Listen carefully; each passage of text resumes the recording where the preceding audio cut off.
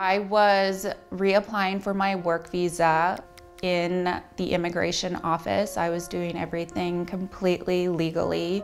I came to the US legally 11.5 years ago. I was granted asylum. Then I got a notice to appear in one of ICE's offices in June for what they called a routine check-in. We went to Cancun for vacation with my family. When we came back, got on the plane, they pulled me aside. I didn't understand why. They said, you need to reapply through the consulate and we need to send you back to Canada. And in my head, I thought that meant, okay, I'm just getting on a plane and going home. I was never concerned. I had a green card. I traveled multiple times before out of the country. I was sitting there looking for flights to go home and I was taken. They were like, we have to detain you. I was under arrest. With no explanation. It felt like I had been kidnapped. You're kidnapping me. They said they are detaining and deporting people who are here illegally and criminals. I was never in the country illegally. I did not come here illegally. It was legal from day one.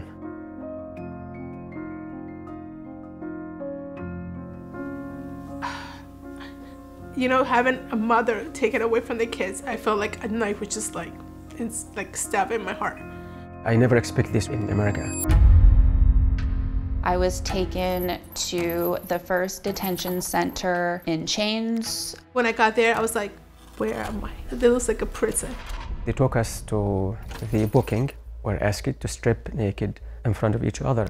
There were 30 of us in one cell, just like a line of bunks and then open showers and toilets. And you're supposed to use this toilet in front of 12, 14 other people. If I wanted to use the bathroom, I felt violated. What did we do to be treated this way? That is inhumane. I was treated like a criminal, like I killed somebody. And every single time I asked a question, it was, I'm not your case officer. I don't know. I'm just doing my job. They said, listen, I know every one of you will say, I left my kids at home with no one to take care of them.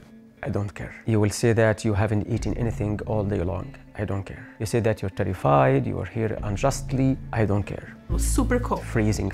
They nicknamed them the ice boxes. I don't think it's more than 30 degrees. We're huddled, trying to stay warm, wrapped in these aluminum foils, looking like dead bodies. There's no window that you can look outside. I never was able to breathe fresh air. Fluorescent lights are shining 24/7. I couldn't sleep. We kept hearing rats squeak, oh. One of the girls had her period and there was blood everywhere. They knew I was in a menstrual cycle, but was not offered to shower for 5 days. This nurse comes in and she's like, pregnancy test. She made us pee in front of each other into these Dixie cups. We're all just standing there in a circle, holding our open urine, and she's plopping these pregnancy tests in and then being like, okay, you guys are gonna check it back in the toilet.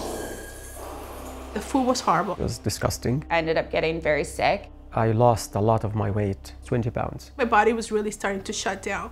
I felt like, oh my goodness, am I gonna die here? I worked as a journalist in Egypt and I was persecuted and detained and tortured. My experience at the Butler County Jail was more traumatizing than my detention in Egypt. I got woken up in the middle of the night and they're like, Jasmine, you're leaving. I jumped up, I'm like, I'm going home. And they're like, we're being transferred. She said, we're gonna transfer you to Maine. I was like, Maine? You're going to Arizona. I'm like, why am I going to Arizona? I begged every single guard for help. Can you please tell anyone, your supervisor, that I would love to pay for my flight home? Just get me out of here. ICE issued a statement saying I was detained for not having legal documentation to be in the US. I do not support anyone being in a country illegally. I had all my paperwork. I was in the immigration office. I was never in the country illegally. Since a green card is a privilege, not a right, and under our nation laws, our government has the authority to revoke a green card if a law is broken and abused. In my early 20s, I was young. I was in college. I got in trouble for possession of marijuana. I was pardoned. It was dismissed. It's been years, and I have renewed my green card twice. Never had an issue with immigration. USCIS obtained evidence that indicated you provided material support to a Tier 3 terrorist organization. I volunteered with a nonprofit that took care of orphans and poor and sick people in Egypt. So basically, they tried to link this non-profit, which is the most reputable, respected non-profit, to a Tier 3 undesignated terrorist organization. This is how they framed it. I don't feel like this was a mistake. I feel like this was on purpose. That is not a rare case. This is systematic. They are just grabbing anyone that they can. They're trying to find ways to deport as many people, even if these people were here legally. Not knowing what's gonna happen to me, I feel like that was the worst. Because I wanted just to call my husband. I wanted to hear my kids, and my kids are okay, you know? During the time that I was there, it was also my daughter's birthday. And I feel like they took that away from me. I was scared they were gonna forget me. I was put on solitary confinement for 6 days for advocating for myself and the other Muslim inmates to have a quiet space to pray. That's when my mental health started to deteriorate too fast. It's just a matter of time. I'll get deported and get killed in Egypt. That was the thing that I couldn't get out of my mind. I'll just get deported and get killed. I had a medical check and I had to go visit this nurse. She could tell that I was distraught and confused, and she looked at me and she goes, "Can I pray for you?" And she said this like beautiful prayer in Spanish that I have no idea what she was saying. And I just cried and I cried and I cried, and she just held my hands, and I was like, okay, I'm going to get through this. An officer called and said, "Pack your stuff." Where am I going? Just pack your stuff. I was transferred back to the San Diego prison. It was a 2-hour drive. Someone just grabbed me and said, "You're coming with me this way." She's like, "Yeah, uncuff her. She's being released today." My eyes just like, what? Said, "You are released." I actually forget what the word released mean in English. To be honest, it's just, I didn't. What do you mean by you released? I was in a shock. They stripped the chains off of me quickly, snuck me into the airport, escort me onto the plane, sit me down, and they're like, "Okay, you're free. You can use your cell phone now. Take care." And they're kind of like outside, and I did not know where to go. I didn't have a phone. An officer said, "We just got this letter today. The Department of Homeland Security reinstated your asylum status." It was the happiest moment of my entire life. Assalamu alaikum wa rahmatullahi wa barakatuh. So the first thing we did was to drive to the mosque. Then we went out to eat in a Palestinian restaurant. I ate a lot. I was happy to see my husband. I was more happy to see my girls, no offense.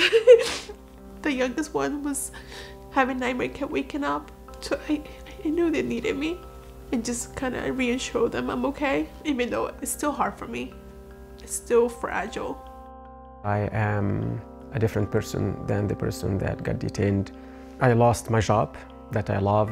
I lost my health insurance. Was not able to finish my degree, all because I got detained for 73 days. I was so lucky to have only been in there for 2 weeks. Can you imagine someone in the system that doesn't have my privilege? All the lawyers, all the money, all my connections, majority of the women that I met have been in there for months.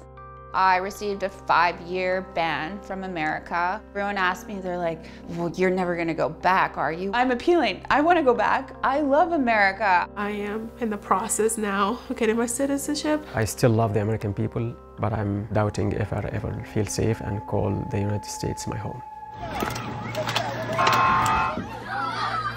I don't think this government will stop. Your government is funding a system that doesn't follow any rules. Immigrants will be the first target. After that, they will target any opposition. Violating due process this time means they will violate it again and again and again.